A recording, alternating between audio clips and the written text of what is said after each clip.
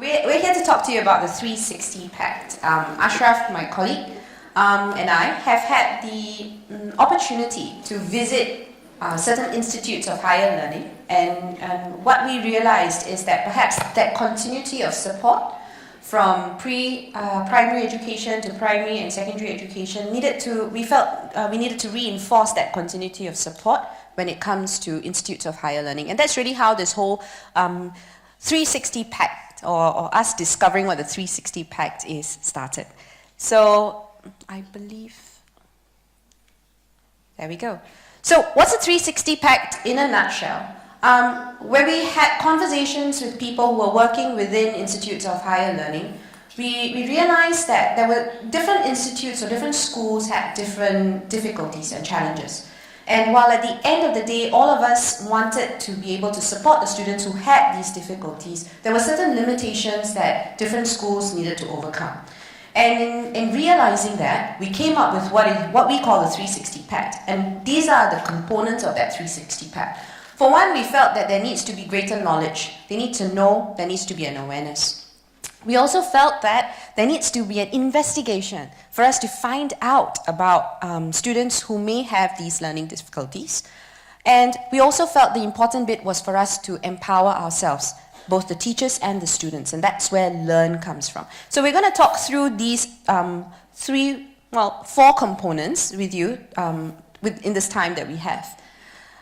All right, but before that, for those of you who may not be from Singapore, I think it's important for us to give you or to paint you the picture of the education landscape in Singapore.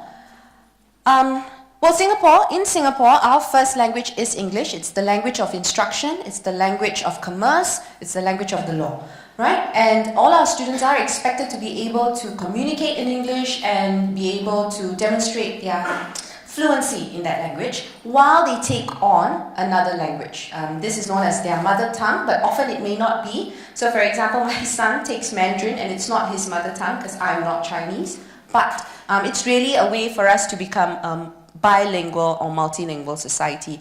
And so all our students are expected to be bilingual learners. And if you can see there, that's the age group. We've got pre-primary between 4 to 5, primary school students between 6 to 12 years of age, secondary school students are between 13 to 17 years of age, and of course the post-secondary, this is the population that we're talking about today, that are 17 and above. The Compulsory Education Act does require mandatory primary school attendance. At that point, there were certain exemptions. This included children who needed special education support. Children from certain madrasas were also exempt from that, and homeschooling.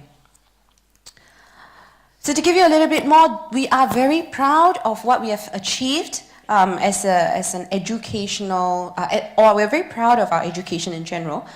We were ranked 3rd.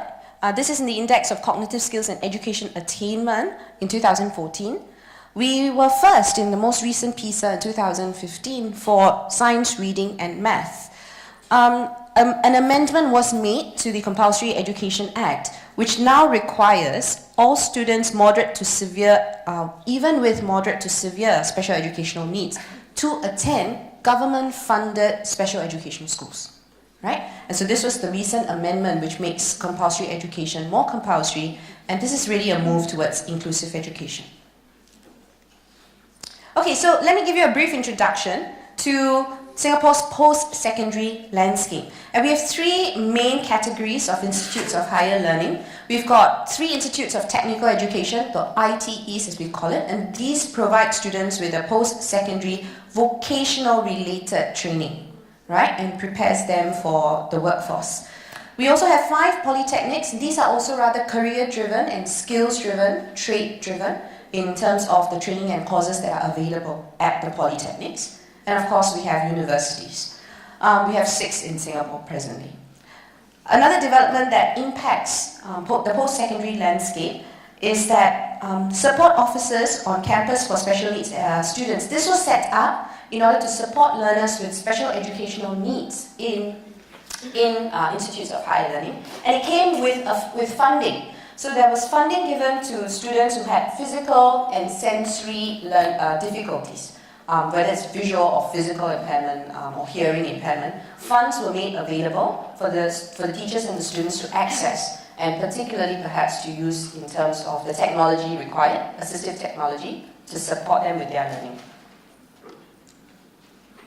Okay, so at this point, as I've mentioned, we ventured into looking at support for the institutes of higher learning, but it's almost always prompted by an encounter or an experience of working with students, right? And here we'd like to introduce you to a student. This is one of Ashraf's students. Meet this student called R, all right? Now, R, an 18-year-old girl, and she had, in terms of her profile, she was considered one with a high IQ, so her cognitive abilities were strong. She did have some literacy difficulties, which were of course related to her having dyslexia, right?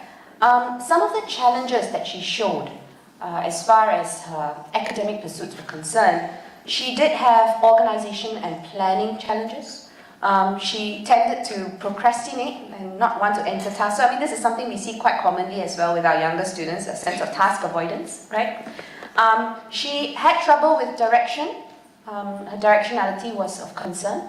And she struggled with note-taking and things like business writing. And that, of course, it corresponded with the courses that she was taking. She does, of course, have strengths. And she's very motivated, very encouraged to do better. She is very empathetic, relates very well to people. And she's a big picture thinker, so that's always important. And she has very strong spoken language skills. So clearly she had challenges, but she also had advantages, and those skills helped her to enter an institute of higher learning. She is a great dancer, and one of her interests, of course, is ballet dancing. Now, a little bit about her story. She was diagnosed at the age of 13, and she was diagnosed to be moderately dyslexic.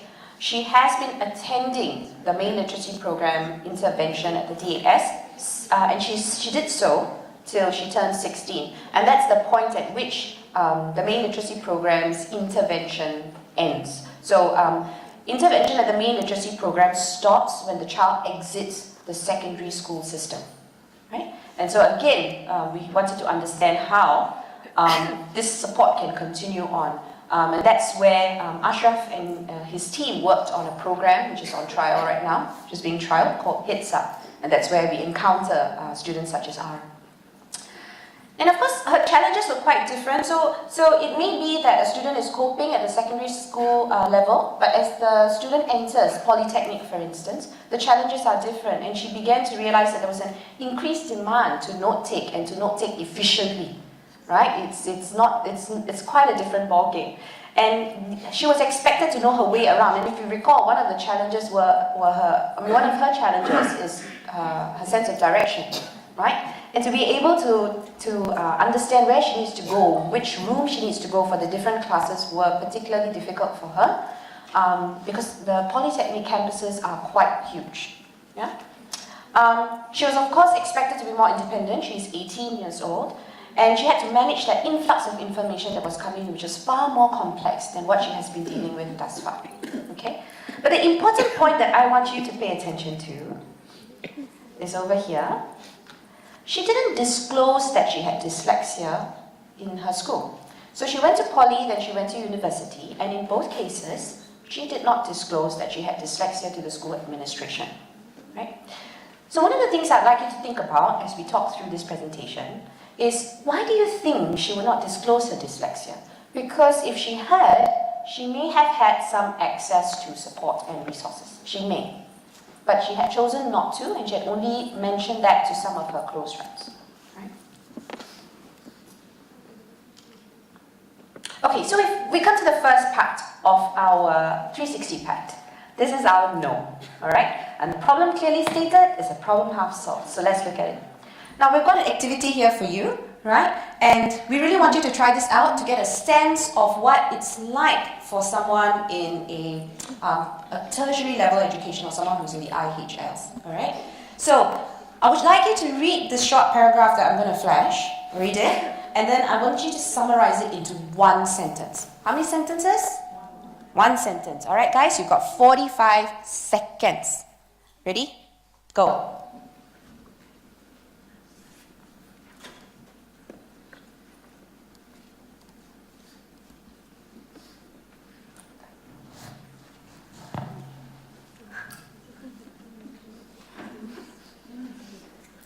Don't give up, guys. Come on. You're going to be tested later.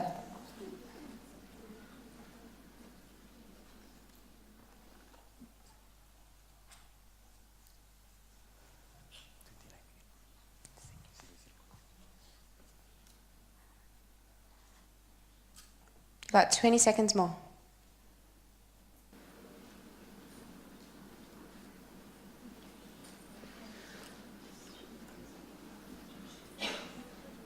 Should I put you out of your agony?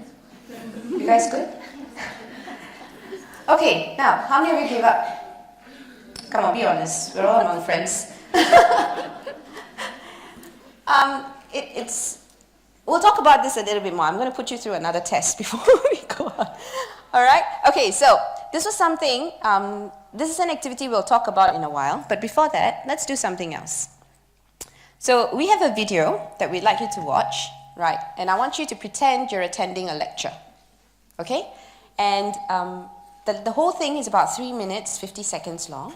And we'd like you to take some notes. Now, take notes however you take notes. You want to draw mind maps, you want to put down information on your phone, you know. And at the end of it, we're going to ask you to do some things. All right? So when you're ready, when we're ready, we're going to start playing.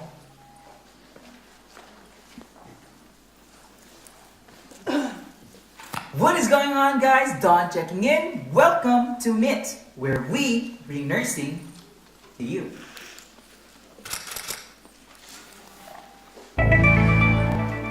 So today we're going to talk about the easiest way to do your EKG interpretation. So if you're a nursing student or a new nurse who wants to do your EKG faster, stick around. This video is for you. Alright guys, this is the 6-step EKG interpretation. So before we talk about the actual steps, we're going to discuss important concepts that will help us have a better understanding of what's going on inside the heart as it generates a heartbeat. The first concept that we are going to discuss is the conduction system of the heart. Now the conduction system of the heart is pretty much these special cardiac cells right here that are responsible in conducting signals that cause the heart to contract. The first cell is called the SA node, right here, or the sinoatrial node. By its name, sinoatrial, this cell is found within the right atrium of the heart. This is also known as the natural pacemaker of the heart, because this is where the beginning of the conduction takes place.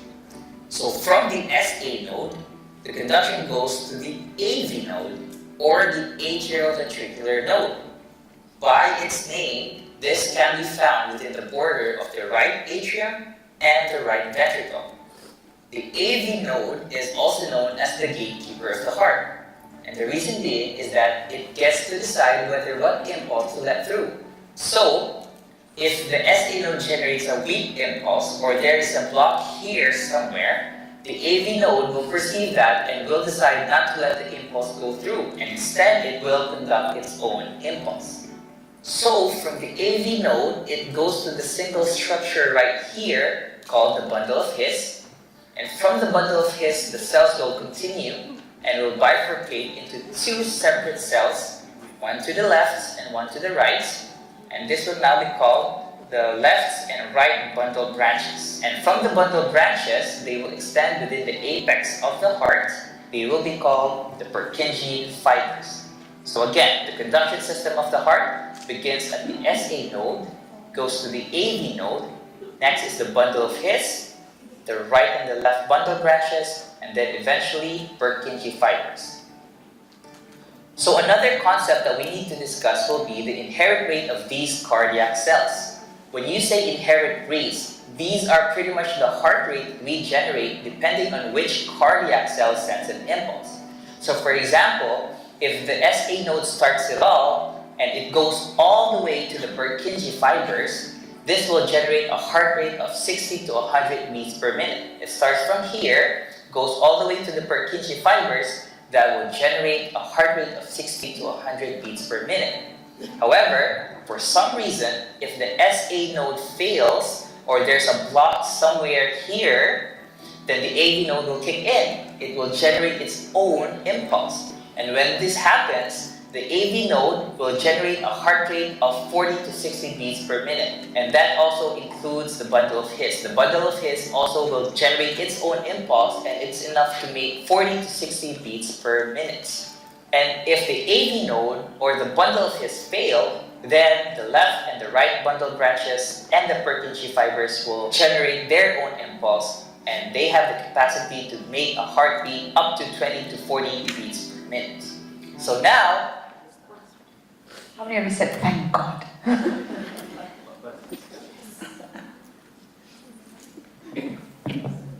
But first you have to wake up first. Are you all awake? Okay. Okay. Okay. So let's reflect now on the activity that just happened. So we had two activities. The first activity was a summary activity. The second activity was actually a note-taking activity. So what I want you to do now is to, if you have a partner sitting next to you or maybe perhaps behind you, is perhaps to share some of the questions that we have. Next slide, please. Next slide. Next slide.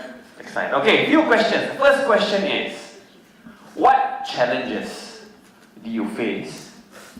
That's the second question. What challenges do you face in trying to accomplish the activities that we have asked you to do? And the first easy question would be, was the task simple to begin with? Okay, simple, reflective questions.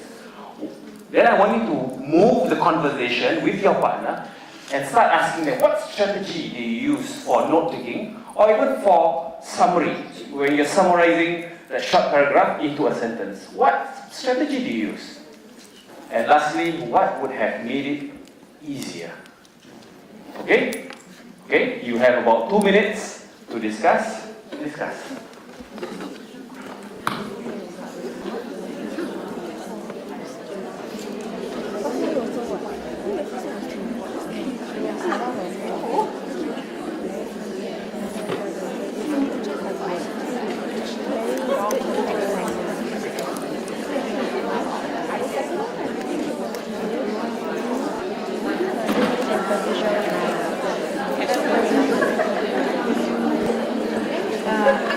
Okay.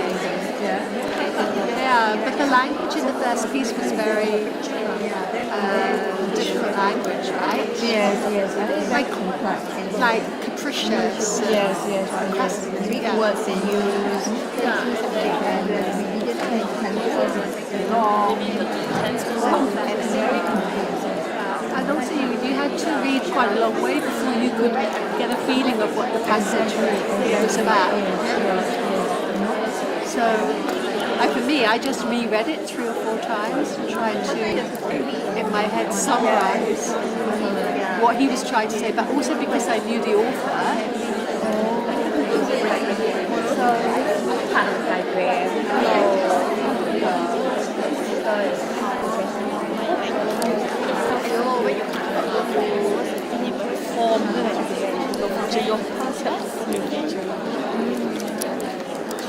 And literally really those monsters.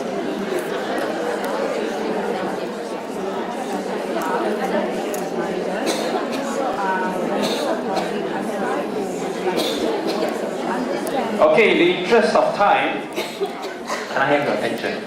Okay, now I'm going to move around the auditorium since I have the luxury of a wireless mic to be asking questions, right? So I'm going to be approaching maybe some of you, and maybe we start reflecting on the first activity. And the first activity was the activity on summary. Excellent. So what was challenging about the summary activity?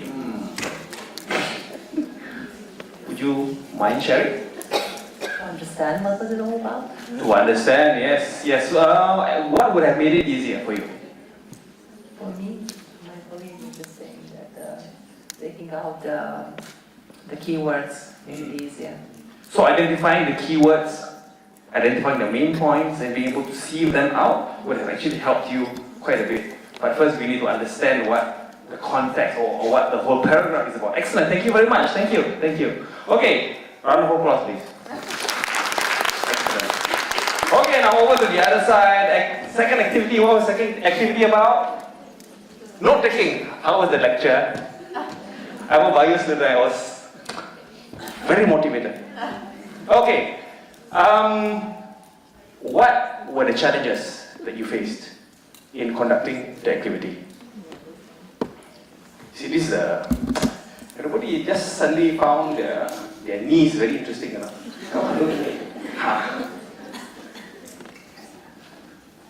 Good morning.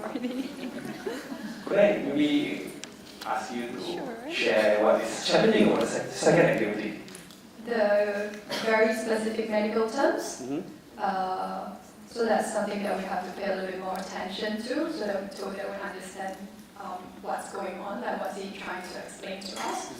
And then, but the video actually makes it quite interesting because I felt that it walks me through like step by step how does our heart actually function. Yeah, so that helps me quite a bit with the note taking. Right, so first is again understanding the context and familiarizing yourself with the vocabulary that the lecturer was using. And once you got that, you found that the video itself was useful for you. What about the video that made it helpful? I think the person guiding me through, like they have the verbal explanation together with the image, or like the, you know, how they have the cursor and everything to guide you through like from point to point. So it's very visual for me, and then I think that helps a lot. Right. So even though something initially could be challenging and something which is unfamiliar for you, it could be made easier provided that the lecturers use the appropriate strategies to make you understand. Right? So was it challenging for you? Are you a bio student, for example? I am a science student, so actually. I was a science student, so I think that was, I didn't do it, it didn't hold me for long, but then, how do I put it? It was in my memory. Yeah. Right. So the context, the background helped you a bit. Okay, great. Round of applause. Okay, so for many of us, we didn't have the luxury of the experience and the background into science and into the workings of our heart. So I could actually see some of you sleeping after 2 minutes. Okay, Geetha, back to you. Okay, so why did we choose to do these two activities? Because these are sometimes common experiences for students when they move on to IHLs. Now, the first activity was James Joyce, the author of books like the Dubliners and Ulysses, right? And he's explaining a character. This is Stephen Dedalus from the Portrait of a Young Man, right? And the second one, of course, is for a science student, something a lot more relatable, and it's something that, you know, personally for someone like me, I will struggle to understand because that's not my background. But in institutes of higher learning, you're often expected to take cross-faculty modules, right? And there is an expectation that you should be at a level to be able to cope with this information even if it's new, right? And of course, that's exactly what a lecture is like, isn't it? And I mean, it's a YouTube video, so you have the luxury of pausing it if you want to, and processing the information, or replaying the information. That's great. But if it's an in-person lecture, right, you don't have the chance to pause it, so hopefully you're recording it, hopefully the school's recording it, right? Or you've got to catch that information quickly and note it down quickly. So there are, of course, different challenges when it comes to a student studying in an institute of higher learning. Right, so what are these common challenges? I'm going to very quickly run these through because I've been told that we are running out of time again. So let's talk about time, okay? So I'm going to speed as well. But you're expected to move a lot faster when you're in poly or when you're in university. Am I correct? That's true, right? You've got some time somehow. When you're in primary school, secondary school, the support's in place. But when you're in a polytechnic or in the universities, you're expected to move much faster. And of course, I already mentioned cross-faculty modules. There's sometimes this lack of familiarity and understanding, and she's right. If you don't have that background knowledge, it is going to take you harder to process that information. And of course, being able to identify main points in a complex text. Again, that was mentioned, right? Paraphrasing. So as you're taking notes, you've got to be able to paraphrase so that you can relate to that information when you read it again. Multitasking. You're trying to listen, you're trying to read, you're trying to process, you're trying to write, all at the same time. There is, of course, like I mentioned, high expectations to be independent and an ability to prioritize because you're involved in so many things, right? And we all are in that situation sometimes, or all the time maybe. And you're expected to be able to prioritize. So that executive functioning skill of knowing what is important at what time, at what point, what should I take with me right now, what should I leave behind. These are things that a student at IHLs will be expected to do. And of course, to manage projects independently, right? And finally, at the same time, work in teams. These are challenges that a student would face at IHLs. Alright, and of course, how does dyslexia affect the student further? It's the same difficulties that you would see. You would have literacy difficulties, challenges when it comes to reading, writing, comprehending, challenges when it comes to memory, because you've got to hold some information in your mind as you are trying to do some tasks. It's neurodevelopmental, so those concerns are also there. So things like directionality we spoke about, the auditory concerns, as well as the vision-related concerns. And a diagram like this is very useful for us to understand how dyslexia impacts the life of a student, be it in primary, secondary, or in IHLs. Okay, so we know dyslexia impacts learning, and we just want to quickly ask the question again. Why didn't R want to inform her school about her dyslexia? Well, research has shown, studies have shown that there is a poor disclosure rate when it comes to students who are older, right? So I think this statistics you see here, 1% in universities is a UK-based statistics. So 4 to 10% of a school population is found dyslexic, but only 1% in universities, right? Which seems to be pointing to the fact that there are many unidentified dyslexics or learners with SpLD in schools. And sometimes in our conversations with people who are trying very hard to help learners at IHLs, they tell us, oh, but there are no dyslexics. There are no learners with SpLD in my school, in my poly, right? And because when we say, have you tried to reach out to them, they're not coming forward to disclose the fact that they have dyslexia.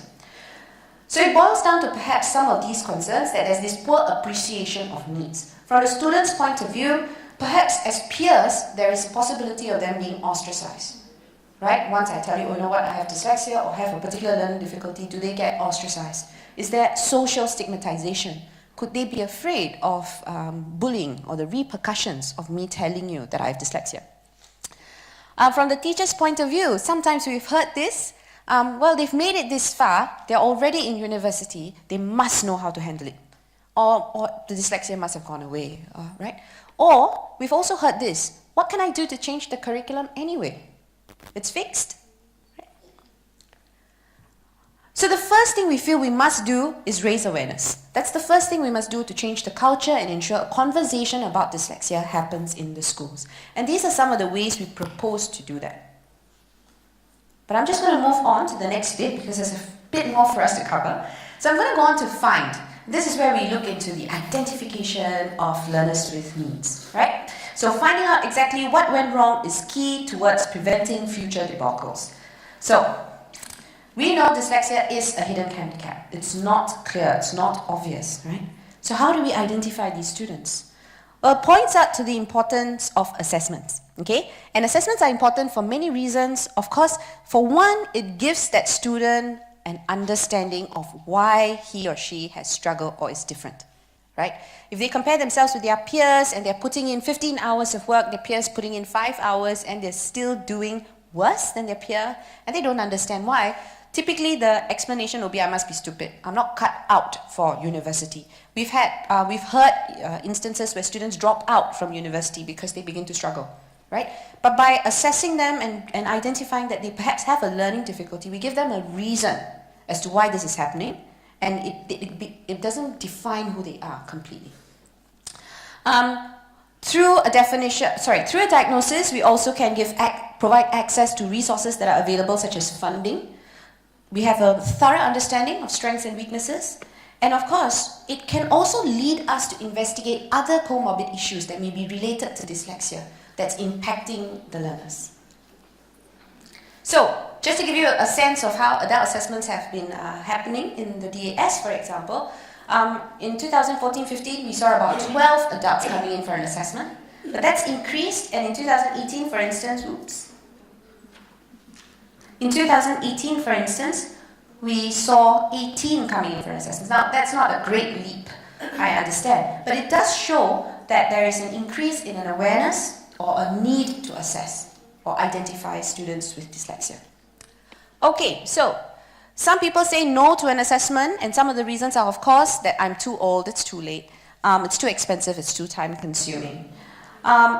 In order to overcome those challenges, one of the things we can propose is screening. Screening often is less expensive, it's less time consuming, and can be done through multiple ways. So we've got some suggestions here of where you might want to go to point a student. For example, if you're working with students, you might want to point them to one of these and say, you know, go to this screener, right, and see whether you're at high risk, or you might be possibly dyslexic or have other needs. The DAS, for instance, in its website has this information. So by looking at this checklist and by rating the students, either you could do it, if the teacher could do it, or the students could do it themselves, you might be able to say that, you know, this child might need an assessment and might benefit from it. Okay, so as far as FIND is concerned, we're talking about screening and assessing. So first, raise awareness, create a culture that it's okay to talk about dyslexia, it's okay to disclose needs. At the same time, start identifying students who might need further support. So begin by screening. One of our suggestions is to screen first-year students and identify whether they might have further learning needs. And if they are demonstrating high risks, then do encourage an assessment. So that's FIND. And now we're moving on to LEARN. Now with LEARN, we are focusing on two aspects, right? Geetha. We'll be focusing on two aspects, and that's when that focuses on the learning of the student and the learning of the practitioner, the teachers themselves at IHLs, right? So Geetha has mentioned earlier some of the difficulties that typically a student in IHL would face. Right? You saw this slide, you remember this slide. I just want to expand a little bit more about this aspect of independent. Why is being independent so difficult for dyslexics? Essentially, in a nutshell, if you just read what's on the slide, our dyslexics are effectively or actively inefficient learners. So what does that mean? They are like a clogged funnel, and who face difficulties in trying to manage the mountains of information that's coming their way. They have difficulties in assessing, organizing, coordinating multiple mental activities. On top of that, they have difficulties organizing and also prioritizing information, right? They have difficulties with self-regulation as well, which is why sometimes getting started is difficult. Task initiation is difficult. Checking, monitoring, and evaluating how they have performed independently is difficult, right?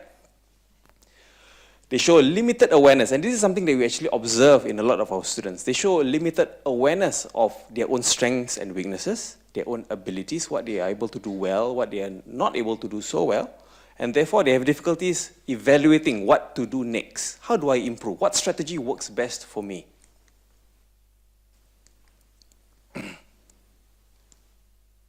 Right.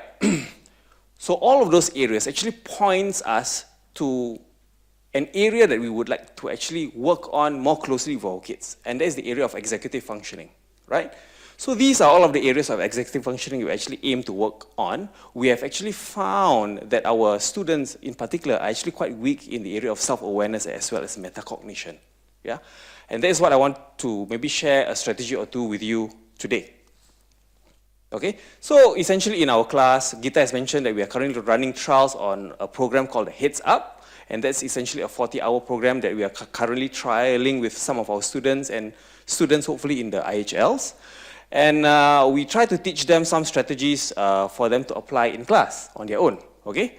So over here, we have strategies like annotated drawing. Essentially, that is drawings that you would do that has notes on it. Number two, conceptual mapping, essentially mind maps that all of us would know and familiar with. Checklists, reciprocal teaching, and self-questioning. Now, some of you might be asking that actually I use some of these strategies already when taking notes, right? How does it become metacognitive? And what do you mean by metacognitive strategy? So a metacognitive strategy becomes metacognitive when actually you use that particular strategy to make links, right? So you may initially take down notes in class, as you guys may have done just now in the form of linear notes. But later on, you guys are using a concept map to try to link chunks of information or knowledge together. Now, when you use or when you decide to use a concept map to perform that function, the concept map becomes a metacognitive strategy. All right? So that's just a brief explanation. So one of the strategies that we focus on in Heads Up is actually Cornell Notetaking, and I think, how many of you here are familiar with Cornell Notetaking? All right, just a quick explanation about what Cornell is. So over here, this is a space that you will have to take live notes. So as a session is going on, like a session now, you'll be taking live notes, right? So this section here. So at the end of the section, you get to review your notes, and what you do is you try to maybe write down main ideas or questions that you would ask yourself to summarize some of the information that you have put down here.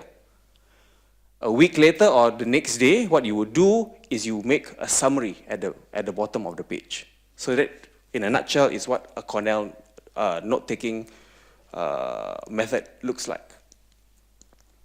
Okay.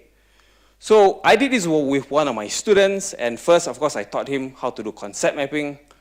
And of course, we discussed, I talked about various topics, and this is what his concept map looks like. And it works for him. Okay?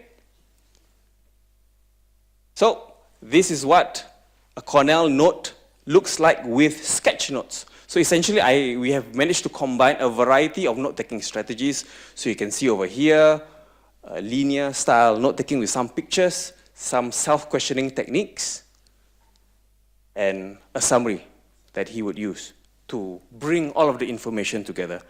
So the way that Gerald used this for revision is such that during revision time, he would just need to access the information that he has taken down through the questions. So he'll be asking himself some questions, and hopefully if he remembers, then it's good. If he doesn't, then he will refer to his notes for the answers.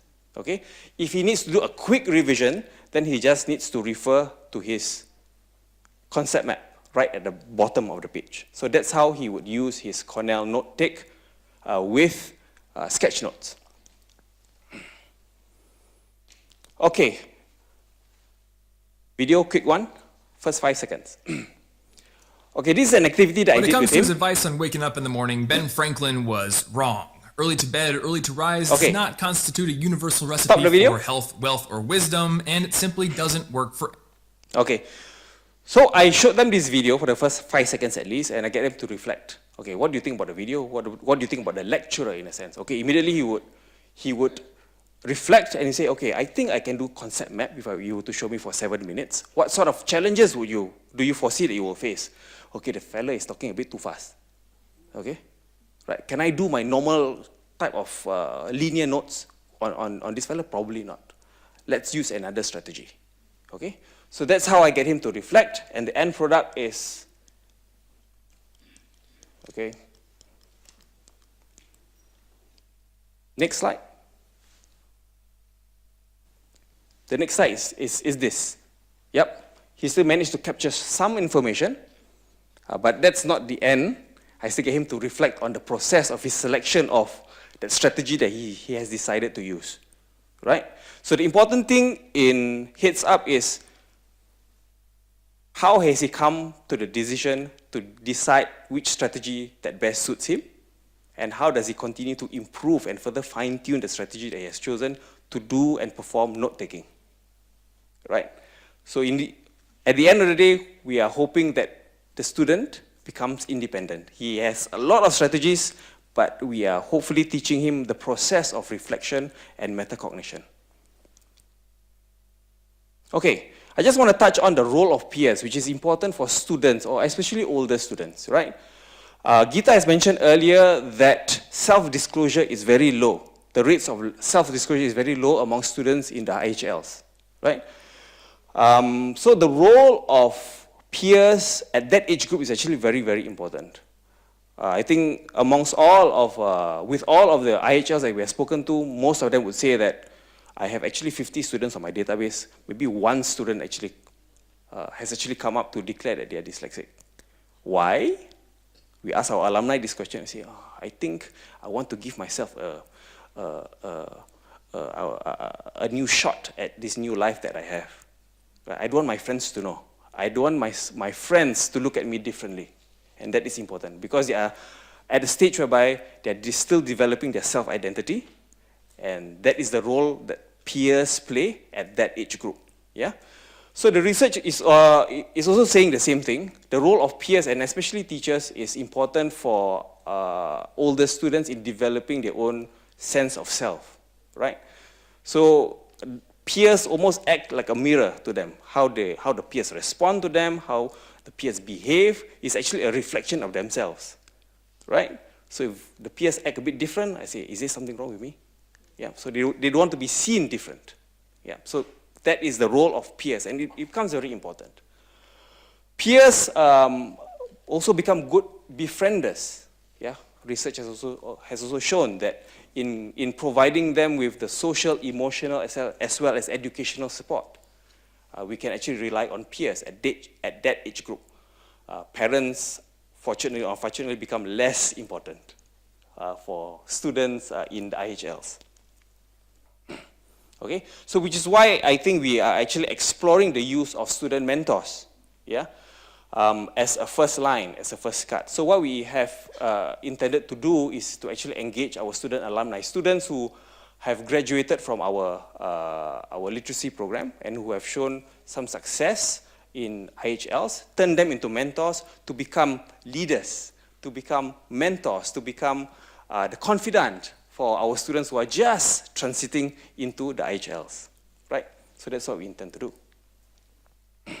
Other than that, teacher empowerment continues to be important, because if we are able to equip teachers with strategies on how to support students, number one, to identify students who may be struggling at the IHL level because of various reasons, we are able to empower them with maybe perhaps the framework of UDL, so that they're able to include as many students as possible.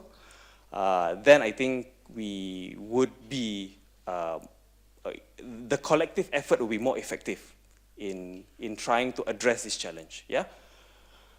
Student peers and training, what we meant by that is the training for our student mentors in counseling skills, befriending skills, because in order for them to be able to effectively support their mentee, for example, they will need to be equipped with some listening skills, right?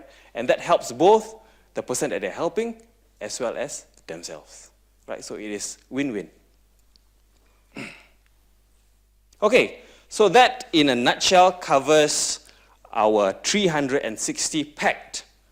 And what the 360 Pact actually is actually a strategy for us to move into to supporting students who are within the IHLs, right? Because currently our main emphasis has been early intervention, helping students as early as preschool and into secondary school, and we want to now move into supporting students who are older and but at the same time continue to struggle in the various subjects that they are currently pursuing at the IHL level. And in Singapore, of course, the emphasis for them to be successful in their career, for career readiness, is moving away from academics, and that is another area that we would need to then look into supporting them, right? So with that, I end my presentation. Thank you very much.